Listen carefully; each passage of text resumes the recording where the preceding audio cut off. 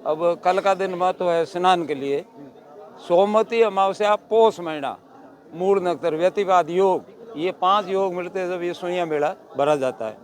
पोषण भी कहे, पो महीने हिसाब ने पोषण कहे, सुइया नाम हुए तो सुइयों मेड़ो कहे।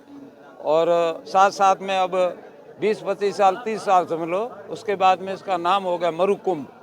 तो वो भी नाम अब रेकर्ड में चढ़ गया तो चढ़ गया। अब मरुकुंभ के नाम से भी ये प्रसिद्ध है, गुरु महाराज की और इस पहाड़ की, सुइया धाम की, कपालेश्वर विष्णु पगलिया की, कि एक दिन में और एक रात में 15 लाख यात्री, चाहे मेला केला देवी का भी होगा, गोगा मेड़ी होगा, रामदेवरा भी होगा, वीरातरा माता का भी, रामदेवरा जैसे कई मेले हैं, खट्टू श्याम जी है, तो इतना एक दिन में पुष्कर भी होगा।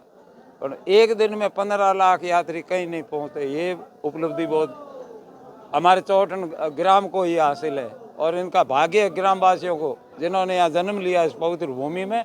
और कई जाति हो, कई समाज हो, सब भाग्यशाली है जब यहाँ इनका जन्म हुआ है। और मुझे भी मौका मिला सेवा का, मैं भी अपने को भाग्यशाली समझता हूँ। मैं 60 साल से यहाँ सेवा दे रहा हूँ, तो मुझे भी एहसास हो रहा है कि मैं भी एक इन साधु संतों का, भगवान का, किसी का आदेश मेरे को हुआ होगा जब मैं यहाँ हाजिर हुआ और मेरी ड्यूटी यहाँ लगी है। ये तो सभी जानते हैं, संत बीज पलटे नहीं, जो दूत जाग अनंत। चाहे जो कितने भी पलट जाए, रूप भले जन्म कुत्ते के ले लेगा, चाहे गाय का ले लेगा, पर वो रहेगा, उनकी वृत्ति संत की रहेगी। कल सुबह 6 बजे ऐसे अमावस्या की घड़ियाँ सवेरे जल्दी लग जाती है, पर हमने ओपनिंग किया है 6 बजे का, क्योंकि भगदड़ ना हो और स्नान के लिए लोग अंधेरे में सर्दी में परेशान ना हो। क्योंकि लंबा समय है तो मेरे को 2 घंटे छोड़ के ही आगे 6 बजे का हमने टाइम दिया है। वो टाइम 1 साल पहले हमने बैनर का ओपनिंग किया था वीरातरा में, 1 साल हो गया। उसमें वो 6 बजे का ही लिखा था, सोच विचार के लिखा था, मेरे को रात का टाइम नहीं हो और दिन में 11 घंटे का टाइम है, तो फिर क्या चाहिए। 2 घंटे में भी स्नान वाले निपटते थे पहले। कभी मेला 2 घंटे का, एक घंटे का भी था। ये 11 घंटे का लंबा समय है तो लोग परेशान नहीं, इसलिए हमने 6 से शाम को 5 बजे तक अमावस्या और सोमवार साथ में जुड़े रहेंगे। तो कल का महत्व दिन है स्नान का। जैसे पुष्कर है, कोलायत है, सीधपुर है, ये स्नान के मेले हैं। उसी में साथ में इस कड़ी में ये मेला जुड़ता है स्नान में।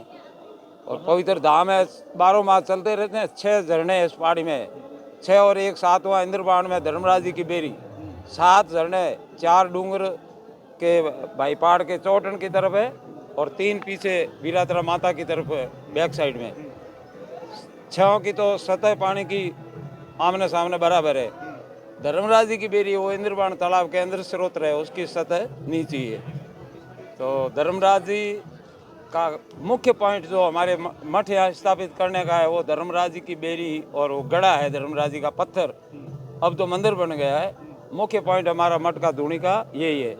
और पुरानी धूनी बाबू जी ने, डूंगरपुर जी ने, पुलिस स्टेशन के आगे अभी भी वो मौजूद है, वहाँ बने हुए सब मकान है, छतरियाँ है, धूप होता है और बोर्ड लगा हुआ है, खेजड़ी का वृक्ष है। पुलिस थाने के आगे ही पहला पड़ाव बाबू जी ने वहाँ लिया, डूंगरपुर जी ने।